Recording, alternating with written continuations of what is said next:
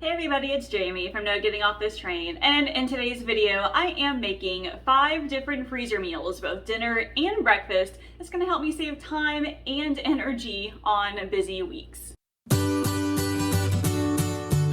have ADHD, so that means that sometimes when it comes to planning dinners or even cooking, my brain just goes blank. I don't know where to start. I don't know what to make. Even with the meal planning process, I'm like, what in the world am I going to do this week? So sometimes I just need something really easy that I can pull out of either the freezer or the cabinets, put it all together, and then I'll have an easy dinner ready. Freezer meals are an easy way to do that. And I know a lot of you have been asking me for some more freezer meals, so I finally got the energy to put a bunch of things together, and I'm gonna do a freezer meal session for you guys today. So I'm making 5 different meals. 4 of them are dinners, so I am making a cilantro lime chicken, a chicken tortilla soup, a potato and corn chowder, and ranch pork chops. And I'm also making some blueberry pancake muffins for breakfast. In the description, I will have all the links to the recipes that you can print out and go through them yourself. I'm also going to be going through my entire process, so listen in. I'm going to show you how I came up with the meal ideas, how to plan everything accordingly to make your freezer meal session go smoothly. So what do you say we get started?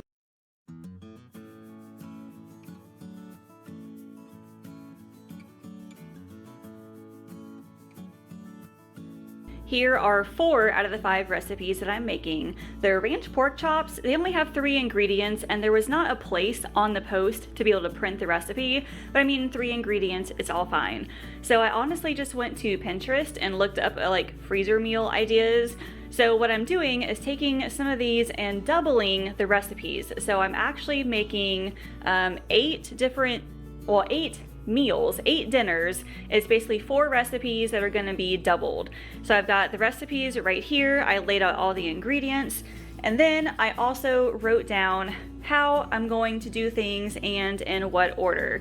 So first off, I'm going to put the pancake muffins in the oven because those bake for maybe like 15 to 18 minutes, and while those are baking, I can put all of the other ingredients together. So that's one of my main tips in making freezer meals or doing meal prep in general, is that you want to start with the items that go in the oven first. And that way you can do a whole bunch of other stuff while it's baking, and that's gonna help you to maximize your time. All right, first things first, I need to make the pancake muffins. So what I'm doing is it's a sheet pan pancake recipe that I'm using, but I'm only using it just for like the base ingredients, right? So the flour and all that good stuff, but instead of putting it in a sheet pan, I'm going to put them in the muffin tins. And for this one, I am doubling the recipe. I don't know how many muffins I'm gonna get out of this. I will probably have to do this in like 2 different batches. I have 2 different muffin tins, and each one, it has 12 muffins in it. So it might make more than 24. We will have to see. Flaxseed, one of my favorite things to add in the baked goods. It is full of fiber and healthy fats, which is really important for me. Just nutrient-wise in the mornings, I like to be able to stay full longer. It's full of good omega-3 fats, which a lot of us don't get enough of. And put it in baked goods, I mean, you can't even tell it's there. I gotta say, I really dislike the layout of my kitchen because I would love to be able to have like a kitchen island or something and have the camera like facing toward me, and like I have the food right in front of me, but I don't have any space in my kitchen for an island. So I have to like do everything from kind of a side angle or like an up down angle. It's really annoying. So I'm hoping that for the next house, it's gonna have a much bigger kitchen and an island.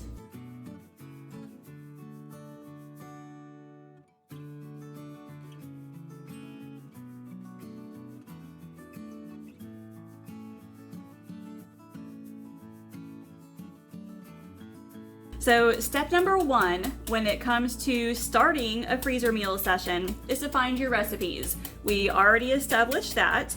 The second thing is to make your grocery list. Now, organize your list based on like what aisle they are in the store, and you may have to go back and duplicate. Like for example, 2 of my recipes have both black beans and diced tomatoes. So I had to go put like, 2 cans of black beans up here, and then when I went to go find the ingredients for the other recipe, I'm like, oh, I need 2 more cans of black beans. So I had to go back and put those back on there. And then always double check to make sure that you have all of the ingredients on your list. Because I am very good at looking at recipes and putting ingredients, on the list, and then I forget like 1 or 2 of them. So definitely double check.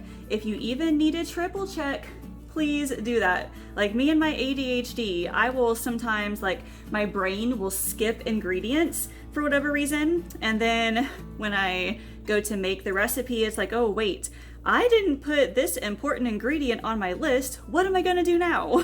Now we add some blueberries. So I like to look through my blueberries to make sure that there's no like little stems on these blueberries. Certain batches will have a lot of them, and it's really gross to, bite into a muffin and then you get like this really hard stem. It's ugh. So I bought some Dollar Tree brand blueberries, and I feel like all of the bags that I bought, they all had a ton of stems. So like right here, I've got one. So you gotta make sure that you get as many of them out as possible. I mean, it's not a big deal. It's just, it tastes, or it feels really weird when you bite into one. All right, so we'll do like 2.5, 3 cups of blueberries. I'm not really, as the measurements are not really on the recipe. So I figured, hey, 2-ish cups for a double batch, it'll be fine.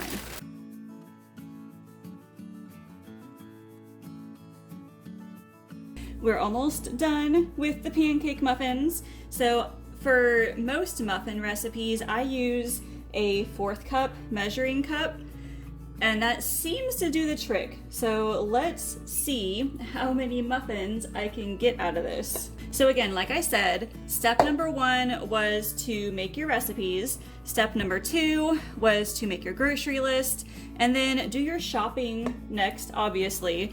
So for this one, I actually did a Walmart grocery pickup, partially because it was evening time when I decided that I needed to do my shopping, and I don't like going out to the stores that late in the evening. So a grocery pickup order was perfect for this, and it definitely saves time, and it saves energy too. I think grocery pickup it has definitely saved my life, well, on more than one occasion, especially when Allison is home with me. It makes it a lot easier to just, drive up to Walmart, they load up my car, and we can go back home. Super easy. And then you have to plan out how you're going to do your meals. So you saw on my paper earlier, I wrote down just a couple of different steps on what to do first. For example, these pancake muffins go first because it's an oven recipe. So while they're baking in the oven, I can start loading up my freezer bags with the other recipes. And that, again, that's just another way to maximize my time. I can definitely save some time on that. I can save some energy. It definitely helps. So I definitely have some more mix left. I will put these in the oven, and I probably only need like 1 more tray. So let me get this cleaned up. We'll put it in the oven, and then we will work on the dinner. Then we'll work on the dinners. We'll start with probably about 17 minutes and go from there. I put away all of the pancake ingredients, which saved a bunch of space for me. Definitely freed up a lot of space. So now I'm going to use this area to set up all of the freezer meal bags. First though, let's go ahead and do the bags first. Next up, we need to label these bags, and that's super important for a few reasons. First of all, you want to know what the heck you are making. Second of all, you want to know the date that you made it. That way you know about when it's going to stay fresh. And you also want to include any cooking instructions or any other instructions. So I've got 8 bags here, one for each of the meals. So this one, for example, we'll put corn chowder. We're going to put today's date. And then, so here's the thing. Most of these soups recommend, a certain number of cups of water, chicken stock, whatever. I am not going to put the liquids in here because it's just going to take up way too much space. Instead, I'm going to label this and I'm going to say add 6 cups of water and then the cooking instructions. So we will cook on low for 8 hours. And that way I know, hey, I still need to add this stuff to it. And I now know how long I need to cook it.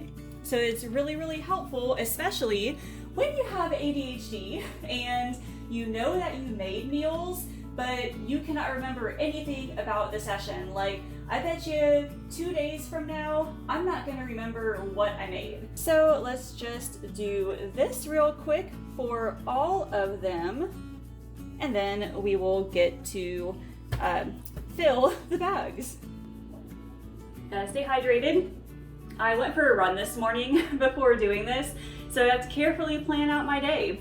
Definitely got to make sure to drink lots of water because I get so hyper focused on doing all of this that I forget to do the important things like eat or drink or go to the bathroom. So keep that in mind too. Always have like your favorite cup of water or water bottle with you when you're doing something like this. Okay, before I start filling the bags, I want to chop up all of the produce. So I'm doing all of this in batches. This is called batching, obviously. So what I did, I put the muffins in the oven and then I labeled all the bags. I did all of that in a batch. Next up, I'm going to chop all of the vegetables and get them ready because it saves a lot of time. You don't want to chop up maybe one of these to put in one bag, then you have to go back and then chop up another one to put in the other bag, and then now you have to chop up the onion and the other peppers, and it's just a lot of work. So doing it all at once, it helps me to keep my brain focused, and it definitely does save on time.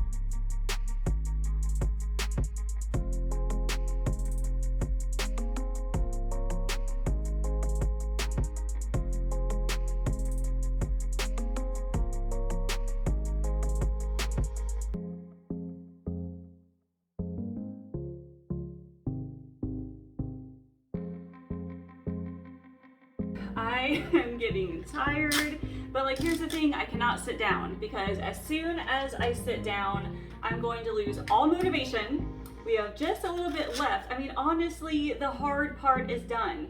I just have to fill the bags and then that will be it. So I have these bag holders right here. These are lifesavers. I will include an affiliate link down below for these, but these help to hold up the freezer meal bags, and that way you don't spill all your ingredients all over the place. It's insane. So we're gonna start off with the ranch pork chops. These are, it's 3 ingredients, honestly, super easy. So we're gonna take the bags, we're going to put them in the bag holders, and then we'll just fill them with the ingredients. So I have my pork chops here. These are just regular, let's see, it says all natural pork top loin chop, regular cut, boneless. Basically boneless pork chops. These were on sale for $3.49 a pound. So there are 3 packages, but each one has 4 in there. Now I'm making 2 meals worth, so I'm just gonna put 6 in each bag and then call it all 1 meal. I don't eat pork very often just because it's never really, I don't know, it's never totally cheap for me. I just never think about it, I guess. But I figured, hey, I want to try something different. We don't eat pork all that often, so hey, let's just buy some pork chops. And these are actually, they're nice and thick. Some of the ones I've had before, they're really, really thin, and it's probably because, how many do I have in here? Okay, now I need 6, okay.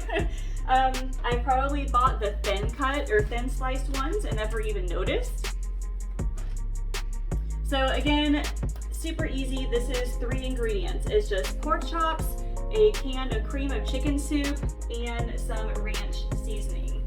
And you can customize this, honestly, in any way you want. If you want to make your own cream of chicken soup, that's fine. If you want to use cream of mushroom soup, I mean, that would work too. You can make your own ranch seasoning. I just have packets to make it easier. All right, so anyway, I got the pork chops in here, and then just each one gets a can of cream of chicken soup. And then again, just ranch packets. So I believe all of the meals, the dinners I'm making anyway, are slow cooker meals. So you can easily just take this whole bag, you can dump all of the ingredients into your slow cooker, and then you just cook it for however long it says. This one, I think it says 7 hours. Could be 6, could be 7. So yeah, then you'll have just an easy dinner ready. And then you'll just need to make different side items. So for these pork chops, I will probably make some rice to go with them, and then maybe some frozen or roast, like steamed or roasted vegetables, and maybe some biscuits, I don't know. But really easy side items. The hard part is done here. You've got the main course, you just have to make up little side items, and then that is it.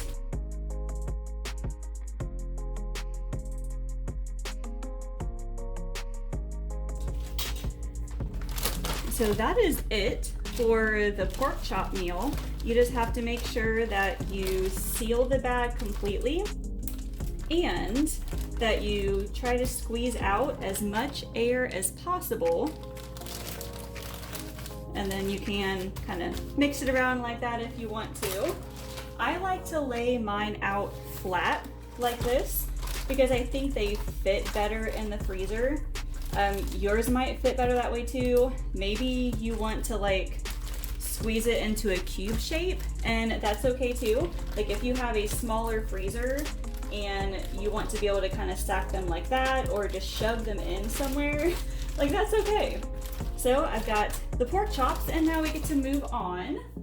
Okay, pancake muffins just came out of the oven, so now we get to focus on just the dinners.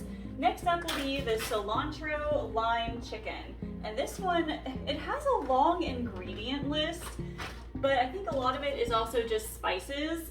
And so when you look at a large ingredient list, it is easy to get overwhelmed.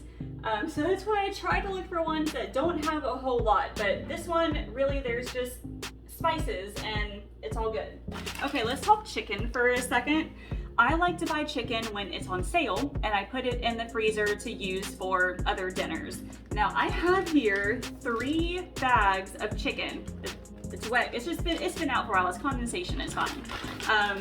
there's 3 different bags. Each, let's see, I've got a total of 4 chicken breasts, and I have 4 meals to do, which it works out. So I didn't have to buy any chicken for it, which is good, but I was hoping to have a little bit more. So, I mean, maybe I'll put the smaller chicken breasts in the tortilla soup and then leave the bigger ones for like the cilantro lime chicken. That way, like with the soup, it'll get distributed quite a bit, and you know, it'll go a long way. So I think it'll work. All right, so anyway, I will start by putting the chicken in the bottom. Now these are frozen, by the way. It's okay to put frozen chicken in here. It's also okay to put raw chicken in there, raw chicken, and put it in the freezer after that. It's totally fine. And each one also gets a can of black beans. So I'll try to distribute them kind of evenly. I had to drain and rinse them first. And then next up we have diced tomatoes. So each one gets a can of diced tomatoes. Each one also gets 1 cup of frozen corn, and then whatever is left in this bag, I will be adding to the potato and corn chowder. Then we need to add about a 1/2 cup of salsa. Then we will add the red onion. So I only needed the red onion for this recipe, so I'll just do 1/2 and 1/2. And again, jalapenos, I only need this for this recipe, so we'll do 1/2 and 1/2 there. And then cilantro, just cut that in 1/2 here. Then it says some cumin and chili powder. So I'm just not gonna measure. I typically don't measure spices when I am like making dinner, just whatever feels like enough. Lastly, we need some garlic and then some salt and pepper. And apparently I wasn't supposed to add the lime juice until after I cooked it, but I already bought the limes and I already sliced them, so we're just gonna add the juice in here now. And we are finished with this. Now this is smelling amazing. I cannot wait to eat this. Now the cilantro lime chicken, again, you cook it in a slow cooker. It says for 7 hours. And I will probably cook some rice to go with this. And possibly, I don't know, maybe have some tortilla chips or put it on tortillas, maybe make some burritos or something. Oh, sounds amazing. I'm getting hungry. It's almost lunchtime for me. So I started this at 10 o'clock. And it is currently almost 11:30, which is about when I stop and eat lunch. But again, like I said, if I stop, I will not have the motivation to get back up again. Thankfully, all we have left now is the soups. So I've got the chicken tortilla soups and this one right here. So we start with the chicken and then add the rest of the ingredients. All right, this one needs these bell peppers, so we'll do 1/2 and 1/2 there. Yeah, I just realized I was supposed to keep some of the jalapenos and put them in here. That's all right. That is all right. Okay, so and then I see we need some cumin and chili powder and garlic powder. This is another one of those recipes that has a super long ingredient list, but most of it is just spices. Then again, each one needs a can of black beans, a can of diced tomatoes, and apparently this one needs some corn too. I did not plan that very well. I thought maybe a big 2-pound bag of corn would be perfect for all these recipes, and I mean, I don't know, I've got like this much left for the soup. I think it'll be fine. All right, so remember how I said that I was not going to add any liquid into the soups. That's because it's going to take up way too much space in the bag, and I'm better off just putting it in the slow cooker when I'm ready to cook. So what I'm doing here is adding some chicken bouillon cubes. I checked the prices between like the bouillon cubes and actual like packages of chicken broth, And I save a ton of money by buying these cubes instead. Now you can also make your own chicken broth. You know, there's plenty of other ways to save money too. I usually try to keep these bouillon cubes in the house at all times. It's just a way to help me save time and save money. So after these guys go in, that will be it for the chicken tortilla soup. And then finally, we only have one more dinner to go.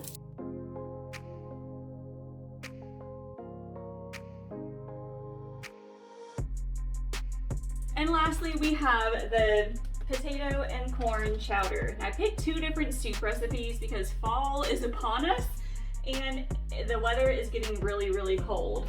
So I figured having a bunch of soup on hand is gonna be perfect for these really cold nights. So, let's see. We're gonna add half of the corn into each one. And then we are going to split up the red potatoes. So I bought a 3-pound bag, and that's just gonna be divided between both of these bags. And for these, we need some thyme and oregano, and then some salt and pepper. It also calls for some butter and heavy cream, but that's gonna be added when I cook these or after I cook them. And we have some garlic powder. And then again, just like with the chicken tortilla soup, I have bouillon cubes that I'm gonna be putting in these instead. Because it looks like each bag needed 6 cups of chicken broth. And yeah, that would take up a whole lot of space. All right, these are done. I am so happy that they're finally all assembled. I mean, I have a lot of work left to do with the cleaning and stuff, but at least the hard part is done. I have 8 dinners that I can eat from throughout the next few weeks or month or so. So I'm pretty excited.